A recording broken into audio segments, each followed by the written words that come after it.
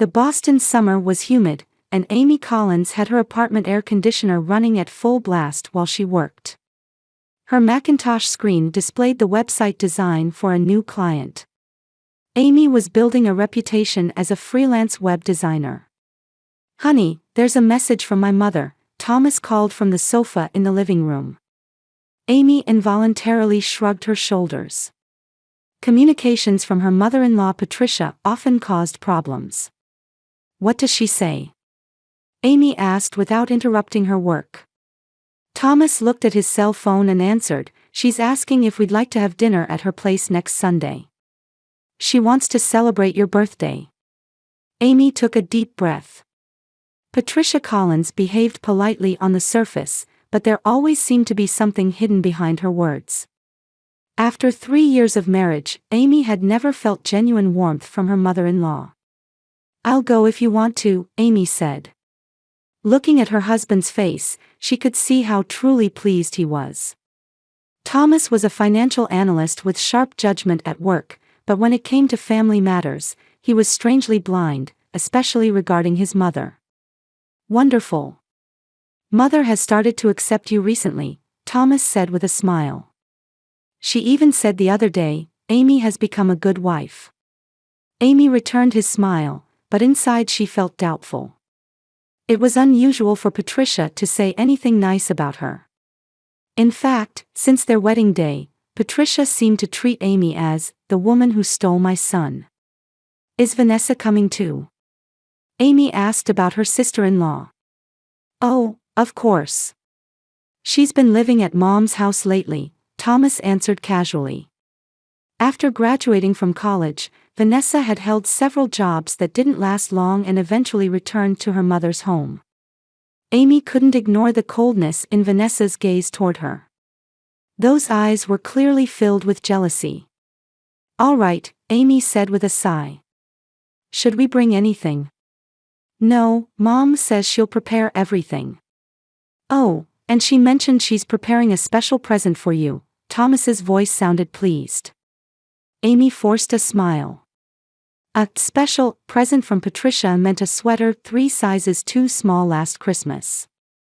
The Easter before that, it was a cake full of nuts that Amy was allergic to. They were all things Patricia could easily excuse with, "I didn't know." In the evening, as Amy was preparing dinner in the kitchen, Thomas came up behind and embraced her. "What are you thinking about?" he asked gently. "Your mother," she answered honestly, and Thomas's expression clouded. "Are we starting this again?" "Amy, Mom just wants to get along with you." Amy stopped herself from arguing back.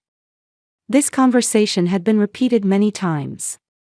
Thomas never tried to see behind his mother's words and actions. For him, Patricia was the perfect mother, and if there were any problems, they must be on Amy's side. "I'm sorry," Amy said. "I'm just tired." Thomas kissed her to show forgiveness, but a small dissatisfaction remained in his eyes. During these 3 years, the tension in Amy and Thomas's relationship had gradually increased. At the beginning of their marriage, Thomas had acted protectively toward Amy, keeping distance from the excessive interference of his mother and sister. However, as time passed, he was gradually pulled back into the vortex of his original family.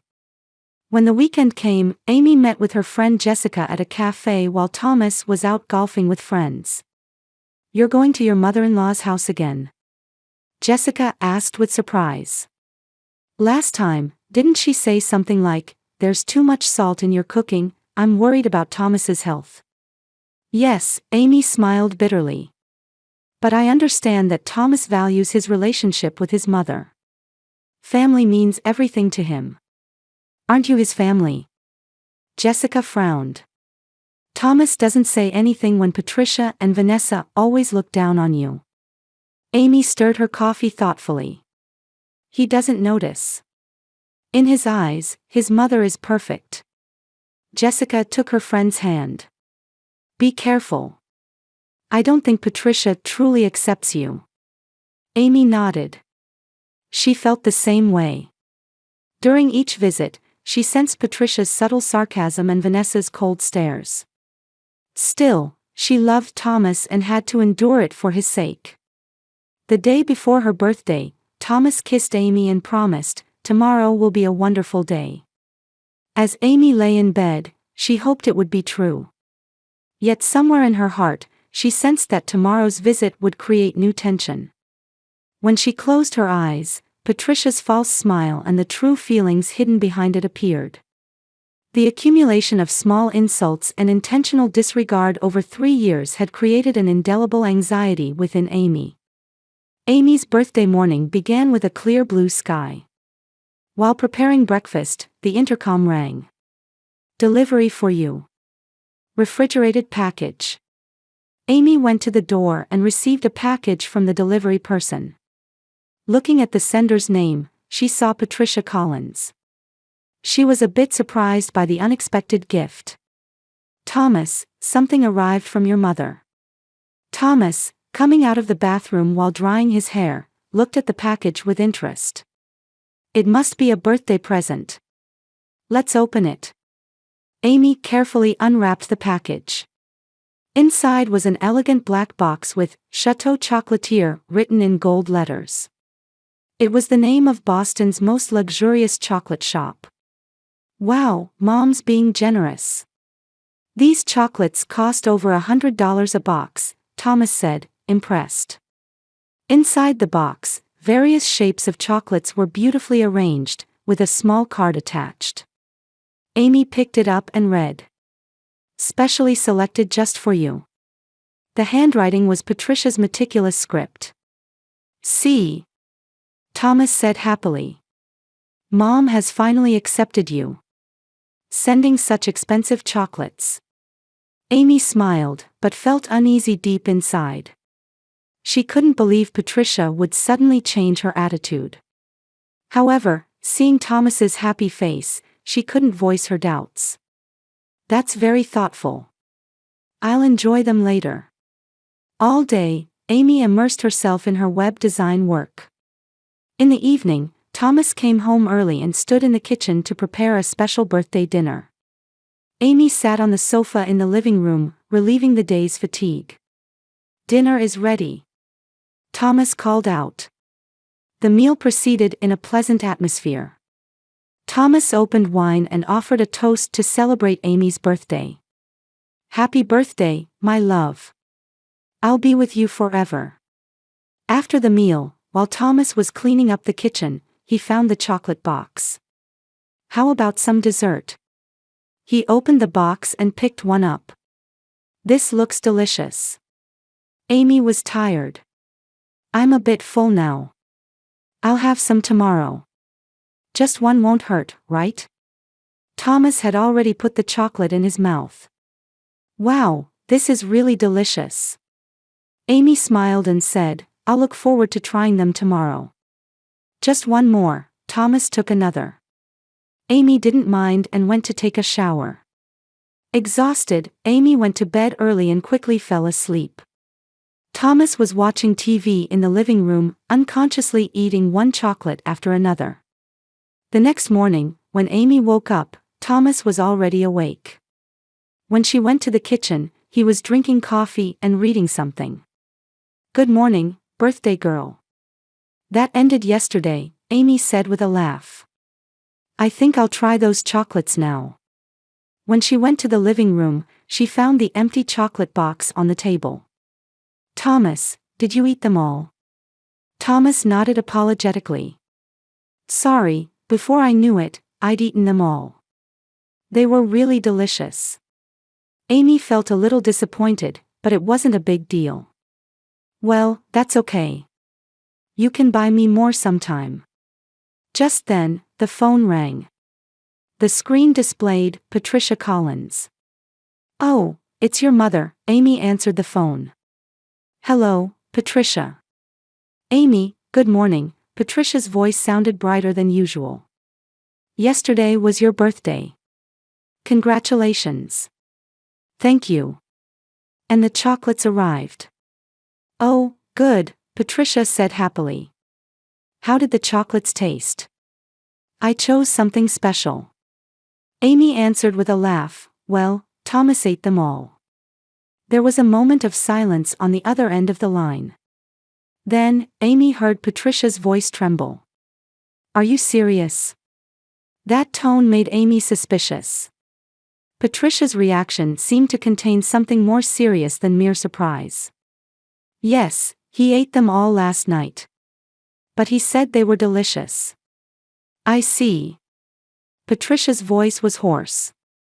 "That's unexpected." The conversation ended awkwardly, and right after Amy hung up, Thomas's cell phone rang. Thomas looked a bit unwell but answered the phone. A few minutes later, he returned to the living room.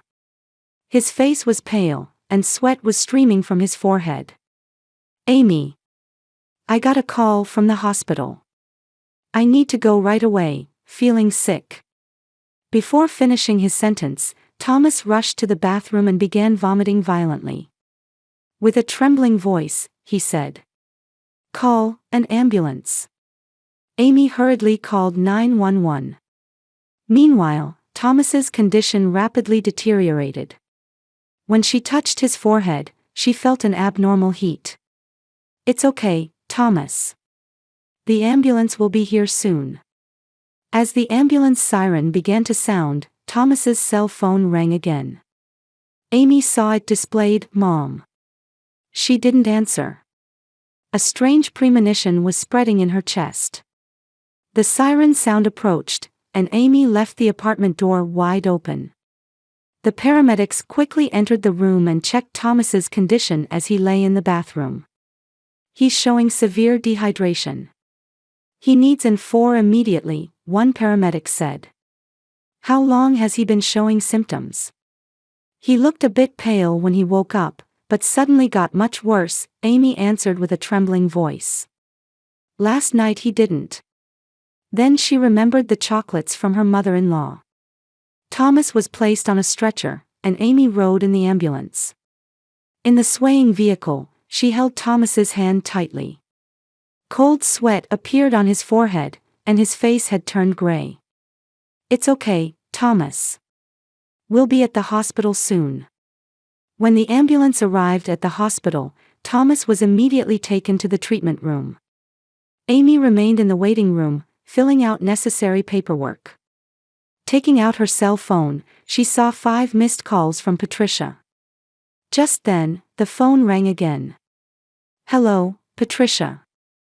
"Amy. Where is Thomas? Why isn't he answering his phone?" Patricia's voice was nearly hysterical. "He's in the hospital.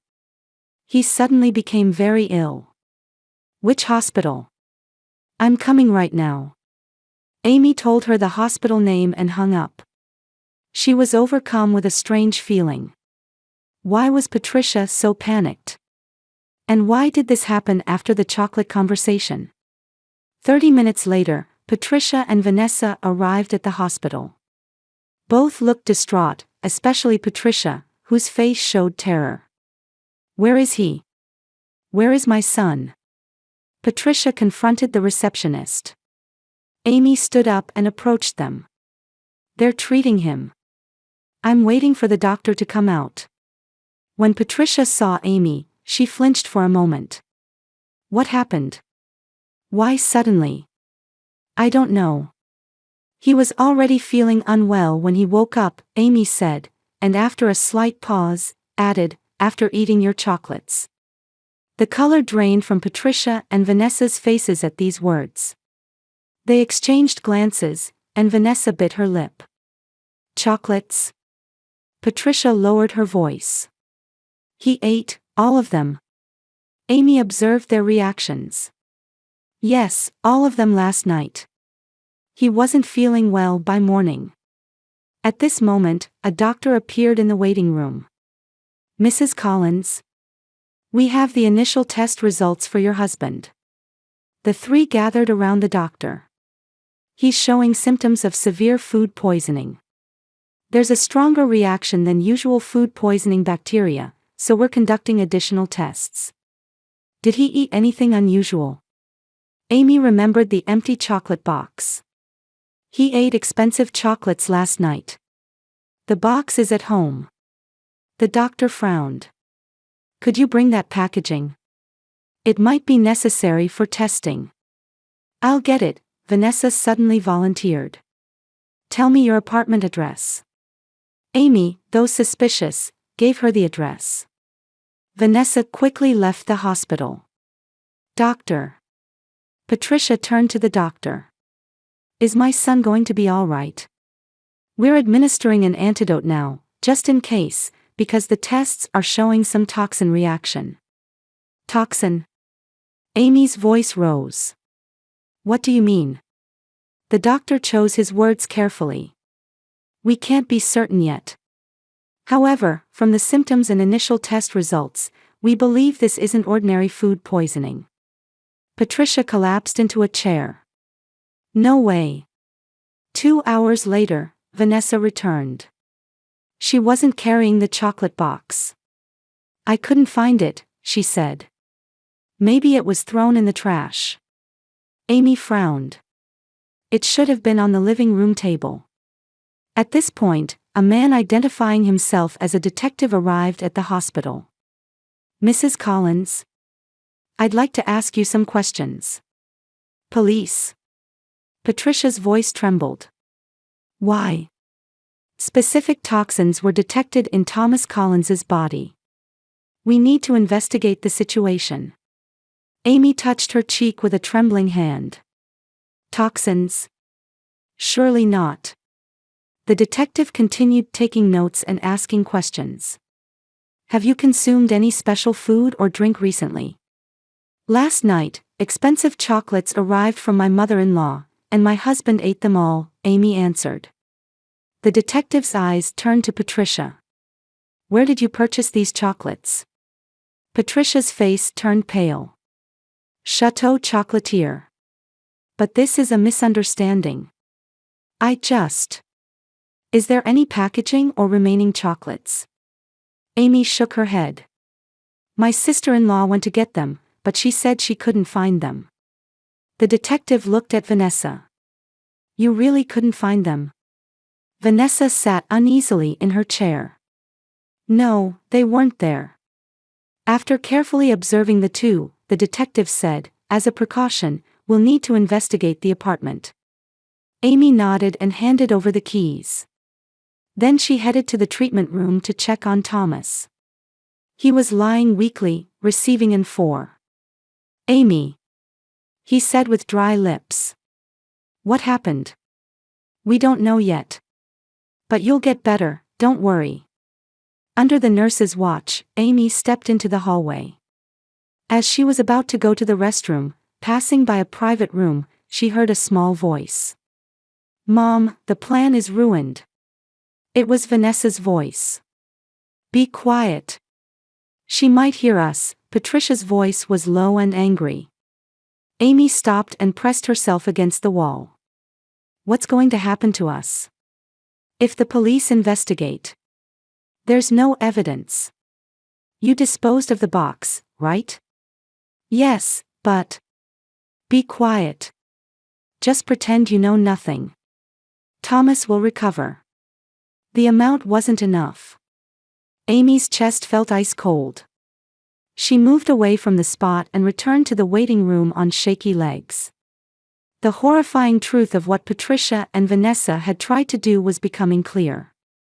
When the detective returned to the hospital, his expression was stern. We've recovered the chocolate box from the trash can. It's been sent to the lab. Amy looked at Patricia and Vanessa. The color of fear spread across their faces. We also found a box from a location other than your apartment's trash can. Ms. Vanessa Collins, from the trunk of your car. Vanessa tried to stand up from her chair, but another officer placed a hand on her shoulder. Patricia Collins and Vanessa Collins, I'm detaining you for questioning on suspicion of attempted murder. Amy stood stunned. She couldn't accept the reality that her mother-in-law and sister-in-law had tried to poison Thomas, or more likely, originally intended to poison her. Why? She asked in a faint voice. Patricia looked at Amy with cold eyes. We won't give Thomas to someone like you. That boy is our family. The hospital corridor was cold, and Amy sat in a plastic chair, clutching a coffee cup with trembling hands. Several hours had passed since Patricia and Vanessa were taken away by the police. Thomas was sleeping in the intensive care unit, and the doctors had informed her that his condition was stable. The dangerous period seemed to have passed. Amy closed her tired eyes and recalled past events. Since her marriage, she had experienced numerous unexplained illnesses. She often felt headaches or nausea, especially after visiting her mother-in-law's house. At the time, she thought it was just stress, but now a different possibility emerged. Her cell phone rang, displaying "Jessica" on the screen.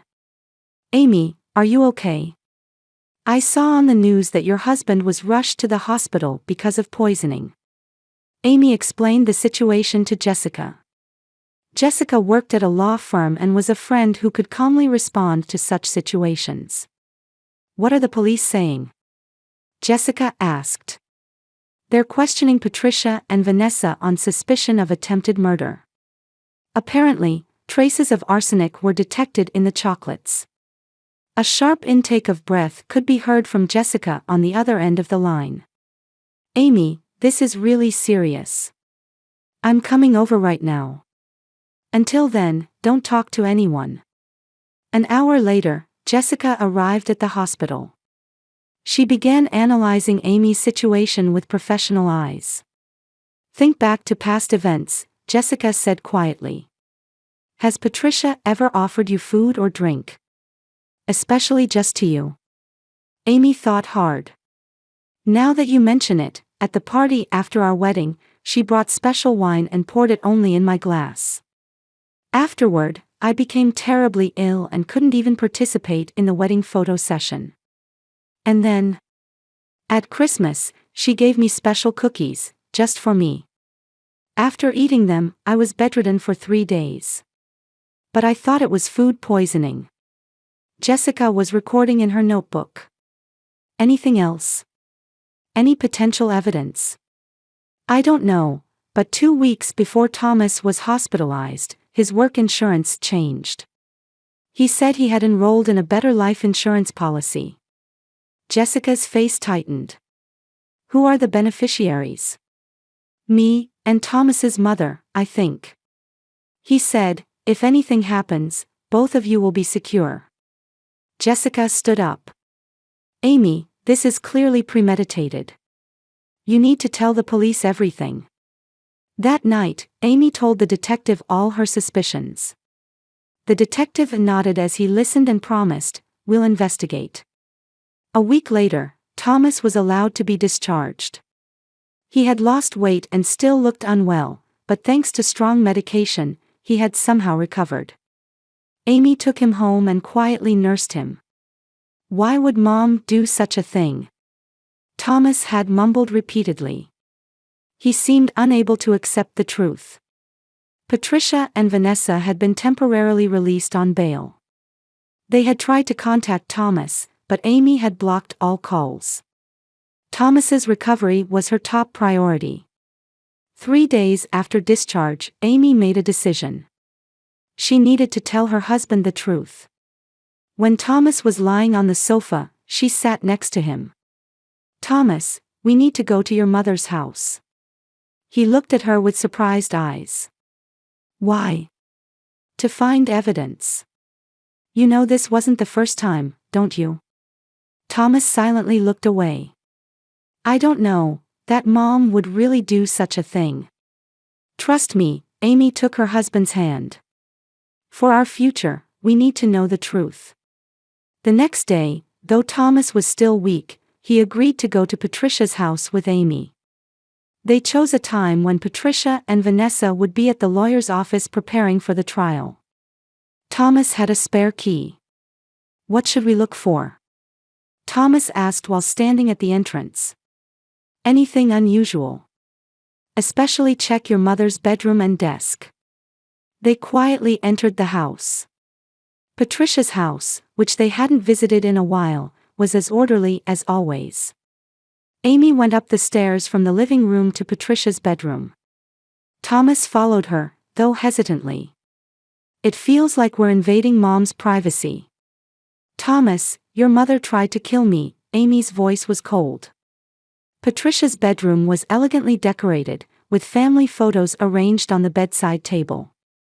Amy opened the closet and began searching the upper shelves. She found nothing. Let's check the desk. Patricia's desk was locked, but Thomas managed to pry open the drawers. Inside, various documents were neatly arranged. Amy quickly checked the documents and stopped at one file. This is. It was a copy of Thomas's new life insurance contract. The beneficiaries were indeed Amy and Patricia, but there was a small mark next to Amy's name. A separate note read, "To be changed." Searching deeper, they found another shocking document. It was Amy's own life insurance policy. Amy had no memory of when Thomas had contracted this insurance, and the beneficiaries were Patricia and Vanessa. This is my life insurance. When did you contract this? Thomas looked at the document with a pale face. I don't know.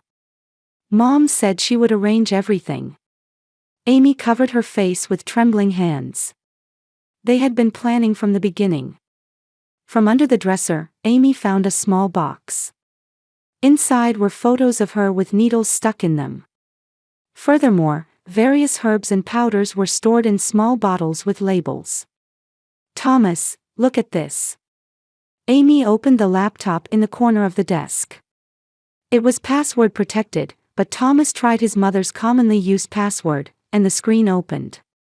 The browser history included searches for undetectable poisons, slow poisoning methods, and complete guide to life insurance fraud.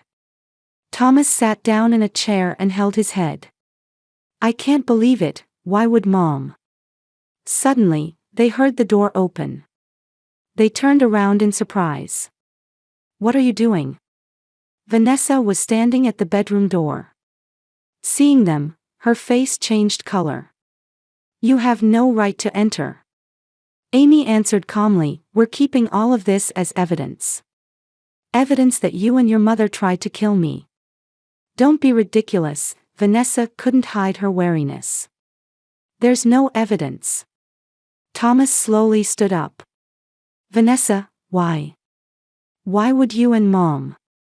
Vanessa's expression changed. Why? Because everything changed after you married this woman. Our plans, our future. What do you mean? Vanessa laughed. Her laughter mixed sadness and hatred.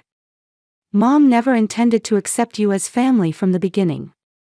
Her target was Thomas's property and your insurance money. Amy picked up the documents and showed them to Thomas. Look. Your mother has taken out large loans in your name. They were in financial trouble. Thomas was speechless. Then, with a voice mixing anger and sadness, he said, Get out, Vanessa. I never want to see you again. Thomas, you have to choose your family. This woman or us. People who tried to kill my wife are family. Thomas's voice was trembling. Get out before I call the police. Amy stood beside Thomas and held his hand. They silently stared at Vanessa. This isn't over, Vanessa said threateningly as she left the room. At that moment, Thomas's cell phone rang. He answered the call and after talking for a few minutes, looked at Amy with a changed expression. Mom has confessed everything. Autumn's sunlight poured down on the marble steps of the courthouse. Amy and Thomas held hands as they left the building. The final verdict had been pronounced, ending the long and painful trial process. Patricia Collins received a 5-year prison sentence for assault and conspiracy. The crime of deliberately preparing poison and repeatedly endangering Amy was severe. Vanessa, on the other hand, admitted her guilt as an accomplice and received a 3-year suspended sentence. Her lawyer's argument that she had acted under her mother's influence was accepted. It's over, Amy said, exhaling deeply. Thomas pulled her shoulder close. Yes, we can finally move forward. Getting into the car, Thomas began driving toward the suburbs. They had decided to establish a new home in a small town in Connecticut, away from Boston. It was a fitting place for a new beginning. When they visited Patricia on visiting day, she had completely changed. Her former dignity was gone, and she was isolated from other inmates, mentally cornered. She momentarily brightened at seeing Thomas, but his cold gaze made her fall silent again. She uttered words of apology to Amy, but her eyes showed no genuine regret. A letter of apology arrived from Vanessa. It said, "I want to look at my own life, free from mother's control." Amy read the letter but didn't write back. Forgiveness would take time. Perhaps she would never be able to forgive. Upon arriving at their new house, they carried in their belongings. The small but bright house symbolized their new life. "What do we do now?" Thomas asked, sitting down in the living room. Amy smiled and sat beside him. "First, I want to think about the interior design of this house. Then, get my web design company on track. I need to find a new workplace too," Thomas said. He had quit his financial company in Boston and applied to a small local company. The salary would be lower, but he was seeking a less stressful environment. That night, Amy shared surprising news with Thomas. "We're going to be a family of 3. Thomas's eyes shone with joy. "Really? When?" "In 6 months. I confirmed it with a test." He embraced his wife, contemplating that small life. Their future life would not be easy. However, they had overcome difficulties to get this far. Life with their new family was sure to be filled with a different kind of happiness. Lying in bed, Amy held Thomas's hand. "I'm so glad I met you. Not eating those chocolates was the most fortunate decision of my life." Thomas laughed quietly and kissed his wife's forehead. "Thanks to me eating them all, we discovered the truth." In the gentle moonlight illuminating the room, the two contemplated the future they would walk with their new life. It was the beginning of quiet happiness at the end of hardship.